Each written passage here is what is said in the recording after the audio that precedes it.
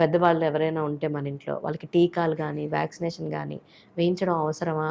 We are seeing many people different multiple things తోటి మనం చూస్తున్నాం. ఏజ్ కూడా అన్నిట్లకి యాక్సెప్ట్ చేయదు. సో, మనం వాళ్ళకి వ్యాక్సినేషన్ ఇవ్వడం ఎంతవరకు కరెక్ట్ అంటే what you will say? Correct అని కాదు, ఇవ్వాలనే చెప్తాను నేను. It's a very good question actually.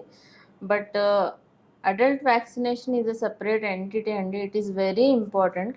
Actually మీరు సర్వే చేస్తే 100 పీపుల్లో అందులో only 20% are aware of adult vaccination. అంటే పెద్దవాళ్ళలో కూడా టీకాలు అవసరం అన్నది ఒక 20 మెంబర్స్కి తెలిసి ఉంటుంది 100లో. మిగిలిన 80%కి మనకెందుకు టీకాలు, చిన్నప్పుడు మనం టీకాలు వేయించుకున్నాం కదా అంటారు.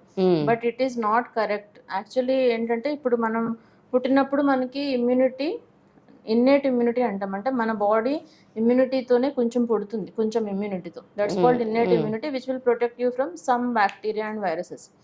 కొంచెం మీరు చైల్డ్హుడ్ వ్యాక్సినేషన్లో చిన్నప్పుడు మీకు టీకాలు ఇస్తారు కదా, 6 వారాలకి 10 వారాలకి అలా షెడ్యూల్ ఉంటుంది, government issued childhood vaccination programme. So అందులో you get all those vaccines. That's how you get little bit of childhood immunity. అడల్ట్స్లో ఇమ్యూనిటీ బాగుంటుంది, మనం ఏమైనా సరే usually తట్టుకోగలం.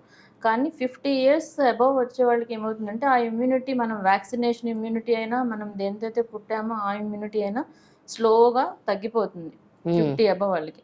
That's when they are at very high risk. ఇప్పుడు మామూలుగా మీరు చూస్తే కొంతమందికి మనం జస్ట్ కోల్డ్ అండ్ కాఫ్ వస్తే మనం క్రోసిన్ అది వేసుకుంటాము, తగ్గిపోతుంది.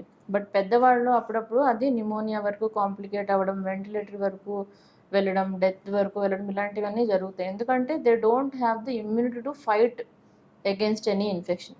ఇప్పుడు వైరస్ వచ్చినా, బ్యాక్టీరియా వచ్చినా ఏమవుతుందంటే మన బాడీ యాంటీబాడీస్ని ప్రొడ్యూస్ చేస్తుంది.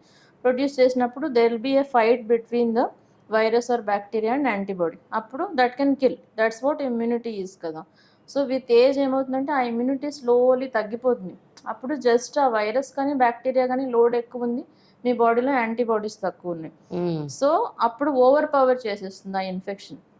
సో అలా అవ్వకుండా ఉండాలంటే ఏం చేయాలి అంటే, మీరు ఈ వైరస్ని కానీ బ్యాక్టీరియా కానీ కొంచెం వెరీ లో డోసెస్లో పేషెంట్కి ఇచ్చినప్పుడు, అదే వ్యాక్సిన్ అనమాట. Vaccine is nothing but you have, ఇప్పుడు హెపటైటిస్ బి ఉందనుకోండి వ్యాక్సిన్, అందులో ఏముంటుంది, హెపటైటిస్ బి వైరస్ మీద ఉన్న ఏదో ఒక పార్టికల్ని మనం వ్యాక్సిన్లో ఇస్తాం. సో అదేం చేస్తుందంటే హెపటైటిస్ బి వైరసే అనుకుని మన బాడీ దానికి ఫైట్ చేయడానికి రెడీగా బాగా కత్తులు కటార్లు అన్నీ రెడీ చేస్తుంది. That's what antibodies. సో అలా if you give adult vaccines to people more than 50 years of age, we can prepare them to fight the infection అన్నమాట.